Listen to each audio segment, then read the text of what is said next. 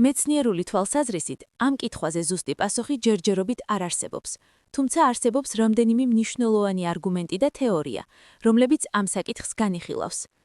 პირველი, ალბათობის თეორია, დრეიკის განტოლება. სამხარო წარმოუდგენლად დიდია, მხოლოდ ჩვენს გალაქტიკაში, ირმის ნახტომში, მილიარდობით ვარსკვლავია, ხოლო სამყაროში ტრილიონობით გალაქტიკაა. მათემატიკური ალბათობით თითქმის შეუძლებელია, რომ დედამიწა იყოს ერთადერთი პლანეტა, სადაც სიცოცხლე და ინტელექტი განვითარდა. ასტრონომებმა უკვე აღმოაჩინეს ათასობით ეგზოპლანეტა, პლანეტები სხვა ვარსკვლავების გარშემო, რომელთაგან ბევრი სასიცოცხლო ზონაშია, იქ სადაც ტემპერატურა თხევადი წყლის არსებობის საშუალებას იძლევა. მეორე, ფერმის პარადოქსი. ეს არის წინააღმდეგობა მაღალ ალბათობასა და მტკიცებულებების არქონას შორის. თუ სამყაროში ბევრი ცივილიზაციაა, რატომ ვერ ვიპოვეთ მათი კვალი? ამაზე რამდენიმე პასუხი არსებობს. დისტანცია. მანძილი ვარსკვლავებს შორის იმდენად დიდია, რომ სიგნალების გადაცემას ან მოგზაურებას ათასობით წელი სჭირდება. დრო. სამყარო 13.8 მილიარდი წლისაა.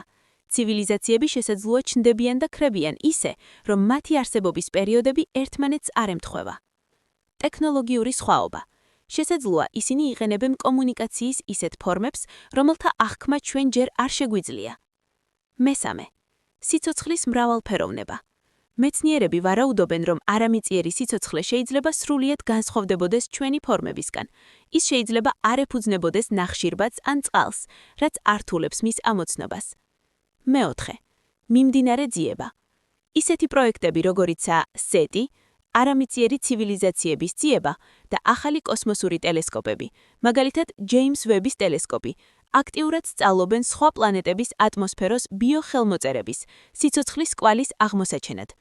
შეჯამება. დღეის მდგომარეობით დედამიწის გარეთ ჭკვიანი არსებების არსებობის არანაირი პირდაპირი მტკიცებულება, რადიოსიგნალი, არტეფაქტი ან ბიოლოგიური ნიმუში არ მოგვეპოვება.